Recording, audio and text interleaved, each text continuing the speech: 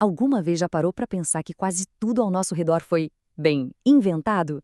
No livro As Ciências do Artificial, Herbert Simon nos mostra que a gente vive em um mundo que nós mesmos criamos. E olha, entender isso muda completamente a nossa perspectiva.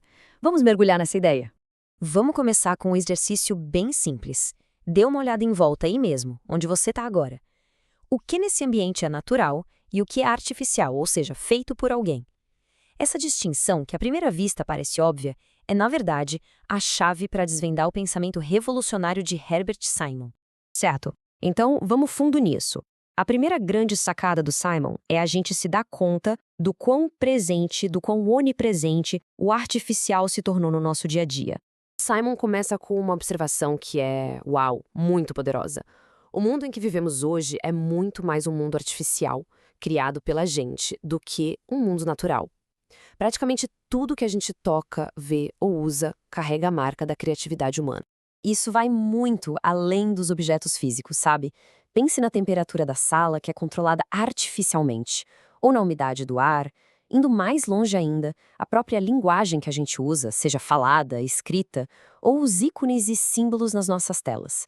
Tudo isso são artefatos, são criações nossas. Agora, se o mundo é tão artificial assim, por que a gente insiste em estudá-lo com as mesmas ferramentas que usamos para a natureza? É aqui que o Simon aponta para um desafio fundamental. A ciência que estuda o natural e a ciência que estuda o artificial são, na verdade, coisas bem diferentes. A ciência tradicional, como a física, a química, a biologia, ela é perfeita para explicar o mundo natural. Ela descreve as coisas como elas são, sabe? Governadas por leis que parecem imutáveis. É a ciência da necessidade. A gravidade funciona de um jeito e ponto final. E aqui vem a grande virada de chave do Simon. Para ele, artificial não é só uma coisa que a gente constrói.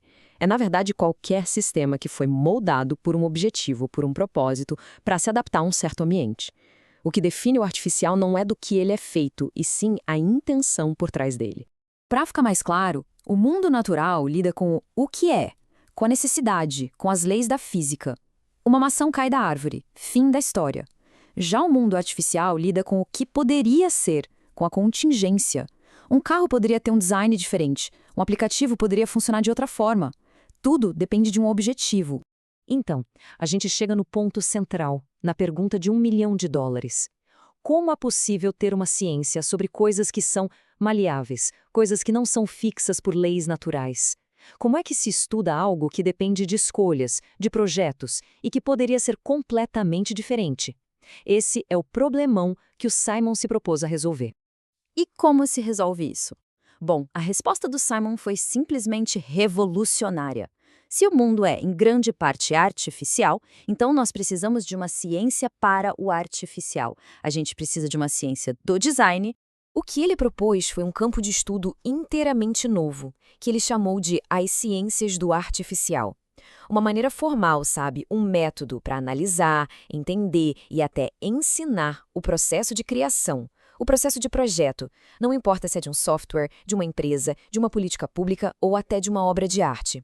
Essa citação do Simon é fantástica. Ele fala que engenharia, medicina, negócios, arquitetura, pintura, nenhuma delas se preocupa com o que é necessário e imutável, mas sim com o que é contingente, com o que pode ser. Em resumo, todas essas áreas são, na sua essência, sobre design, sobre criar aquilo que ainda não existe. E o alcance da tese dele é enorme. Ele via a racionalidade econômica, a psicologia do pensamento, o planejamento social e até a arquitetura da complexidade, tudo isso como parte dessas novas ciências do artificial.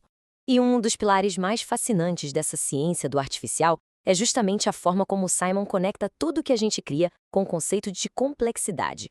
Para o Simon, artificialidade e complexidade estão ligadas de um jeito que não dá para separar. Entender o artifício é, muitas vezes, entender os sistemas complexos que nós construímos para funcionar em ambientes que também são muito complexos. O Simon adora usar a história do físico Simon Stevin para ilustrar o objetivo da ciência. O Stevin, com um diagrama genial, conseguiu provar a lei do plano inclinado, mostrando que o problema era maravilhoso, mas não incompreensível. Ele basicamente revelou a simplicidade elegante que estava escondida por trás da complexidade toda. E esse é o ponto central. O objetivo da ciência, na visão de Simon, não é acabar com o maravilhamento, com o encanto. Pelo contrário, é tornar o complexo algo compreensível, revelando a elegância e a simplicidade que existem por trás. Explicar um fenômeno não o torna menos incrível. Certo, mas por que uma ideia de décadas atrás é tão importante hoje? A resposta é simples. Porque nós nunca fomos tão designers do nosso próprio mundo como somos agora, em pleno século XXI. A relevância do Simon hoje é impressionante. Numa era de inteligência artificial, de design de experiência do usuário, de planejamentos sociais super complexos, a ideia de ter uma ciência do design se torna mais crucial do que nunca. Todos nós, de certa forma, participamos do design do nosso mundo. E tudo isso nos deixa com uma grande questão para o futuro.